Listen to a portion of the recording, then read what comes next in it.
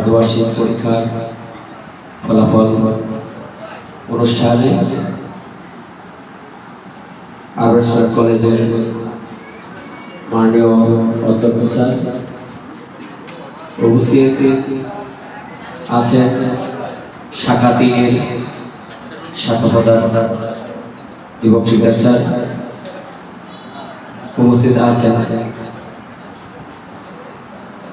প্রাথমিক শাখার সকল ইনচার্জ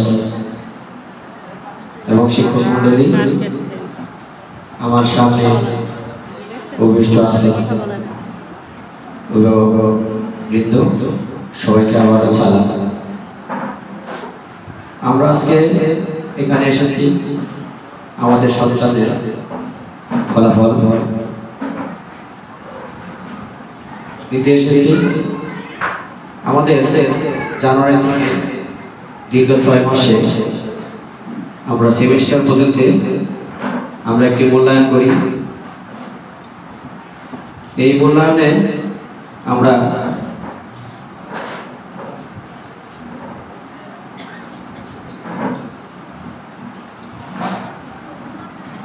আমাদের সনদের 2 মাসে বা 6 মাসের একটা মূল্যায়ন হয় পরবর্তী বার্ষিক পরীক্ষা।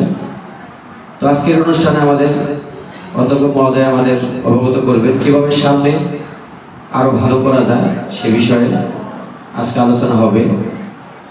তো আলোচনার এই পর্যায়ে অনুষ্ঠানের শুরুতেই পবিত্র কোরআন থেকে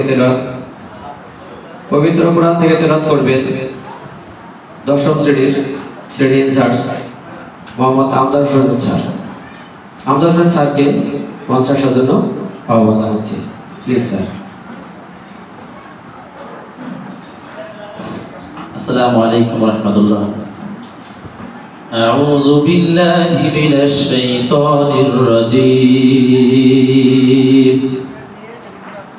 বিসমিল্লাহির রহমানির রহিম। মঞ্চে আসার জন্য আহ্বান জানাচ্ছি। Please sir. ধন্যবাদ শোভন স্যারকে। আজকের আয়োজিত অর্ধবার্ষিক পরীক্ষার ফলাফল ও মতবিনিময় সভায় উপস্থিত সম্মানিত অধ্যক্ষ স্যার, আমার সহকর্মী শিক্ষক শিক্ষিকাবৃন্দ এবং আমার সামনে উপবিষ্ট সম্মানিত অভিভাবকবৃন্দ, সবাইকে আমার সালাম, আসসালামু আলাইকুম। আজকের ফলাফল নিয়ে খুব চমৎকারভাবে তোফাজ্জল স্যার উপস্থাপন করে গেলেন। তো তোফাজ্জল স্যারের উপস্থাপনা থেকে ধরেই যদি আমি বলি, আজকের ফলাফলটা আমার কাছে অত বেশি গুরুত্বপূর্ণ না। এর কারণ হচ্ছে মানে আমার দৃষ্টিতে যেটা মনে হয় যে নার্সারি থেকে যে 2 পর্যন্ত শিক্ষার্থীদের যে ফলাফল বা পরীক্ষা পদ্ধতি, এটা না থাকাটাই সবথেকে মনে হয় ভালো। মানে আমার দৃষ্টিতে মনে হয়। কেন এটা বললাম? কারণ এটা শুধু আপনাদের মধ্যে না, এটা সারা বাংলাদেশে এই যে নার্সারি থেকে 2 পর্যন্ত যে শিক্ষার্থীদের পরীক্ষা, এখানে বেশিরভাগ পরে মায়েরা, আর শিক্ষার্থীরা তাদের জাতাকলে পড়ে যায়। আর গার্ডিয়ানদের মধ্যে একটা অসুস্থ প্রতিযোগিতা, যেটাকে বলে অসুস্থ প্রতিযোগিতার মধ্যে মানে তারা দৌড়াদৌড়ি করে, যে কারণে আমাদের বাচ্চাগুলো হিমশিম খায় যে কি থেকে কি করবে। এর কারণ কি, আমরা সবাই আমাদের ছোটবেলা থেকে আমাদের একটা স্বপ্ন থাকে, আমরা স্বপ্ন দেখি। দিন শেষে গিয়ে দেখা যায় যে আমরা বেশিরভাগ মানুষই আমি আমার স্বপ্নের জায়গায় পৌঁছাতে পারি না, আমি আমার স্বপ্নের লক্ষ্যে যেতে পারি না। যখন আমি আমার স্বপ্নের লক্ষ্যে পৌঁছাতে না পারলাম, তখন আমি কি করলাম? আমার স্বপ্নটাকে আমি আমার সন্তানের উপরে চাপিয়ে দিলাম। আমি যেটা পারি নাই, আমি ডাক্তার হতে চেয়েছিলাম, আমি ডাক্তার হতে পারি নাই, এখন আমার সন্তানকে ডাক্তার করতেই হবে। মানে এই টার্গেট নিয়ে আমরা অভিভাবক এগিয়ে যাই।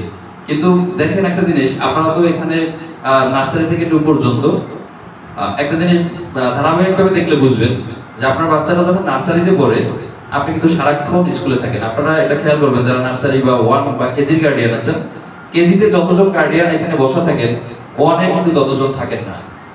আবার 2-তে যায় দেখেন ততজন থাকেন না। মানে আস্তে আস্তে কিন্তু আপনাদের কেয়ার কমে যাচ্ছে, আপনাদের কিন্তু সেই যে জায়গাটা, সেই জায়গা থেকে আপনি কিন্তু সরে যাচ্ছেন। অর্থাৎ আপনার নার্সারিতে আপনার বাচ্চাটাকে নিয়ে কিন্তু অনেক বড় বড় স্বপ্ন দেখলেন, অনেক কিছু করলেন, তাকে প্রতিদিন স্কুলে নিয়ে গেলেন, নিয়ে আসলেন, তাকে আপনি কিভাবে পড়াচ্ছেন বাসায়, তাকে আপনি পড়াচ্ছেন, আপনি পড়তেছেন, সে শুনতেছে, সেভাবে সে মুখস্থ করতেছে, সেভাবে তার পড়ালেখায় এগিয়ে যাচ্ছে। এর পরিপ্রেক্ষিতে কি হচ্ছে, আমরা এই যে 3, 4, 5 বলেন 6, 7 গতকালকে রেজাল্ট হয়েছে, আমরা আসলে মেধা তৈরি করতে পারতেছি না। মেধা জিনিসটা হচ্ছে ভিন্ন জিনিস, আর মুখস্থ করে পরীক্ষায় লেখা হচ্ছে আরেকটা জিনিস। আমরা যেটা করতেছি, আমি আমার বাচ্চাটাকে শুধু মুখস্থ করিয়ে দিচ্ছি, আমার বাচ্চা পরীক্ষার হলে খাতায় গিয়ে তাই লিখছে এবং নাম্বার পাচ্ছে। আপনার বাচ্চা বা আপনার আশেপাশে 2-4টা বাচ্চা দিয়ে খেয়াল করবেন, নার্সারিতে ফার্স্ট, কেজিতে ফার্স্ট, 1-এ ফার্স্ট, 2-এ ফার্স্ট, 3-তে গিয়ে কিন্তু সে দেখা গেছে তার চেঞ্জ। কারণ 3 আর একটু বড় পরিসরে চলে গেছে, আপনি 2 পর্যন্ত তাকে সবকিছু মুখস্থ করে পুশ করে দিচ্ছেন, সে সেটাকে ডেলিভারি দিয়ে ভালো নাম্বার নিয়ে আসছে। কিন্তু 3-তে কিন্তু সেটা পারে না, একটা বড় পরিসর। এই বাচ্চাটাকে যখন 6-এ যায়, তখন আমরা তাকে আর খুঁজে পাই না, তার কোনো সিরিয়ালের মধ্যেই নেই। এখন আপনারা আজকে এক অভিভাবক এসেছে, তার বাচ্চা গত বছর 8-এ ছিল, সে 8-এ হচ্ছে ইংলিশে 80+ নাম্বার পেয়েছে, অথচ এই পরীক্ষায় 9-এ আসার পরে সে ইংলিশে ফেল করছে। মানে দুঃখজনক ঘটনা না? এখন এর কারণ কি? এর কারণ হচ্ছে গত বছরের শিক্ষা পদ্ধতি আর এবছরের শিক্ষা পদ্ধতি ভিন্ন। তার ভিতরে যে বেসিক, সেই বেসিকটা কিন্তু তৈরি হয়নি। বেসিক তৈরি না হওয়ার কারণে সে মোটামুটি মঞ্চের সাথে আহ্বান জানাচ্ছি, please sir. Urban school and college আয়োজিত অর্ধবার্ষিক পরীক্ষার ফলাফল ঘোষণা এবং অভিভাবকদের সহিত মত বিনিময় সভায় উপস্থিত রয়েছেন অত্র শাখার শাখা প্রধান জনাব দীপক শিকদার, কোঅর্ডিনেটর তোফাজ্জল হোসেন, শ্রেণী ইনচার্জ, শ্রেণী শিক্ষক এবং যাদের জন্য আজকের এই আয়োজন, আমার প্রাণপ্রিয় শিক্ষার্থীদের সম্মানিত অভিভাবক অভিভাবিকা, আপনাদের অসংখ্য ধন্যবাদ এবং কৃতজ্ঞতা জানাচ্ছি। আপনাদের ব্যক্তিগত সময় থেকে, ব্যস্ততার সময় থেকে কিছুটা সময় আমাদের জন্য রেখেছেন, আপনার সন্তানের জন্য রেখেছেন। যারা যথাসময়ে আসতে পেরেছেন, আমি বিশ্বাস করি তারা আপনার সন্তানকে ভালোবাসেন, আপনার সন্তানের জন্য দায়িত্ববোধ ফিল করেন এবং আপনার সন্তানের একটি ফলাফলের জন্য উদ্গ্রীবতা ফিল করেন এবং সেই দায় থেকে যথাসময়ে আসার চেষ্টা করেছেন। যারা আসতে পারেননি তাদের কাছে একটা প্রশ্ন রয়ে গেল যে আমার বছরে একদিন মিটিং হয়, 2 দিন মিটিং হয়, আমি যথাসময়ে আসতে পারি না, কেন আমি আশা করবো আমার সন্তান প্রতিদিন যথাসময়ে স্কুলে আসবে? একটি শিশু সকালে তার প্রচন্ড ঘুম হয়, এই বিশেষ করে গরমের মধ্যে প্রচন্ড চাপ হয়, তারপরেও সে 6:30 7টা বাজে ঘুম থেকে ওঠে। ঘুম থেকে ওঠার পরে নিজেকে প্রস্তুত করে স্কুলে আসে। ওকে স্কুলে পাঠানোর পরে কিন্তু মায়েরা ফ্রি হয়ে যায় অনেকটা। ও যদি প্রতিদিন স্কুলে আসতে পারে, তাহলে আমি কেন একদিন টাইম মতো আসতে পারি না? এটা একটা প্রশ্ন থেকে যায়। আর আমি যদি একদিন টাইম মতো না আসতে পারি, তাহলে কেন আশা করবো আমার সন্তান প্রতিদিন টাইম মতো আসবে? অ্যাজ এ রেজাল্ট আমরা খেয়াল করি প্রতিদিন, আমরা জেনে থাকবেন যে আমাদের 10 মিনিট থেকে 15 মিনিট আগে টিচাররা ক্লাসে ঢোকে, কিন্তু প্রত্যেক দিন কোনো না কোনো স্টুডেন্ট যথাসময়ে আসতে পারে না।